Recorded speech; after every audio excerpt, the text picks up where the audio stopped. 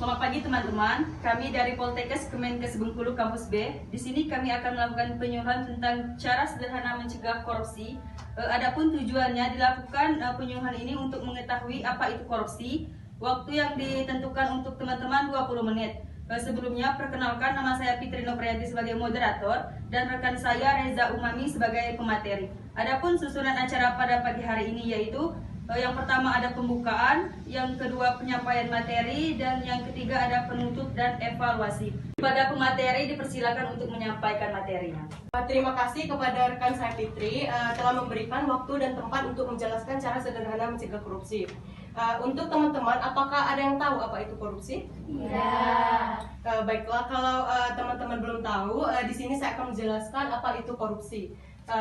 Korupsi adalah gejala masyarakat yang dapat dijumpai di hampir segala tempat korupsi. Berasal dari kata Latin yaitu corruptio atau corruption, yang berarti kerusakan, keburukan, kebejatan, ketidakjujuran, dapat disuap dan tidak bermoral, kesucian. Kata ini kemudian muncul dalam bahasa Inggris dan Prancis yaitu corruption, yang berarti menyalahgunakan wewenangnya untuk menguntungkan dirinya sendiri.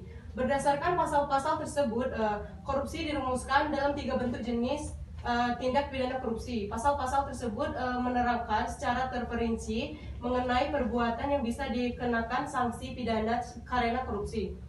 Ketiga 10 bentuk atau jenis korupsi, tindak pidana korupsi tersebut pada dasarnya dapat dikelompokkan sebagai berikut. Apa saja penyebab korupsi? Satu yaitu aspek individual. Pelaku korupsi apabila dilihat dari segi si pelaku korupsi, sebab-sebab dia melakukan korupsi dapat berupa dorongan dari dalam dirinya, yang dapat pula dikatakan sebagai keinginan, niat, ataupun kesadarannya untuk melakukan korupsi. Sebab-sebab seseorang terdorong untuk melakukan korupsi antara lain sebagai berikut. Yang pertama yaitu sifat tamak manusia. Yang kedua, moral yang kurang kuat untuk menghadapi godaan. Ketiga, penghasilan kurang mencukupi kebutuhan hidup yang wajar. Keempat, kebutuhan hidup yang mendesak. Kelima, gaya hidup konsumtif. Yang kedua yaitu aspek organisasi. Organisasi dalam hal ini adalah organisasi dalam arti yang luas, termasuk sistem perorganisasian lingkungan masyarakat. Organisasi yang menjadi korban korupsi atau di mana korupsi terjadi biasanya memberi andil terjadinya korupsi karena membuka peluang atau kesempatan untuk terjadinya korupsi. Selanjutnya yaitu faktor pencegah korupsi. Yang pertama yaitu strategi preventif. Upaya preventif adalah upaya pencegahan korupsi yang diarahkan untuk meminimalisasi penyebab dan peluang seseorang melakukan tindak pidana korupsi. Upaya preventif dapat dilakukan dengan yang pertama yaitu memperkuat Dewan Perwakilan Rakyat atau DPR. Yang kedua, memperkuat Mahkamah Agung dan jajaran peradilan di bawahnya. Yang ketiga, membangun kode etik di sektor publik. Yang keempat, membangun kode etik di sektor partai politik, organisasi, profesi, dan asosiasi bisnis. Yang kedua, faktornya yaitu strategi detektif. Upaya detektif adalah usaha yang diarahkan untuk mendeteksi terjadinya kasus-kasus korupsi dengan cepat. Upaya detektif pencegahan korupsi yang pertama yaitu perbaikan sistem dan tindak lanjut atas pengaduan dari masyarakat. Yang kedua yaitu pemberlakuan kewajiban pelaporan transaksi keuangan tertentu. Yang ketiga yaitu pelaporan kekayaan pribadi pemegang jabatan dan fungsi publik.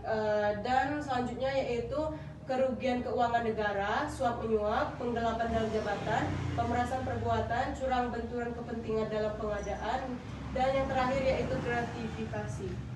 Baiklah, mungkin itu saja yang dapat saya sampaikan pada pagi hari ini. Saya kembalikan kepada moderator.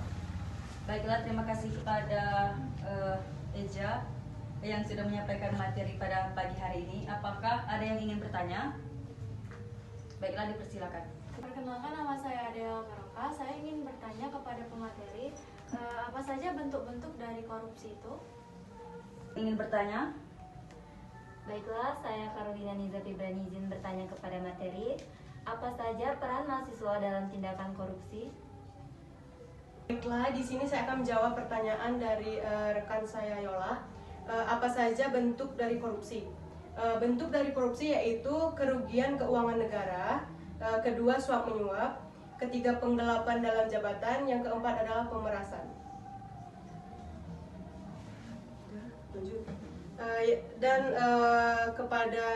Untuk pertanyaan selanjutnya yaitu apa saja peran mahasiswa dalam tindakan korupsi, yaitu sebagai kontrol sosial mahasiswa dalam melakukan peran preventif terhadap korupsi dengan membantu masyarakat dalam mewujudkan ketentuan dan peraturan yang adil dan berpihak kepada masyarakat. Demikian penyuluhan dari kami. Saya sebagai moderator pamit undur diri. Mohon maaf atas kekurangan dan terima kasih untuk perhatiannya. Wassalamualaikum warahmatullahi wabarakatuh. Waalaikumsalam warahmatullahi wabarakatuh.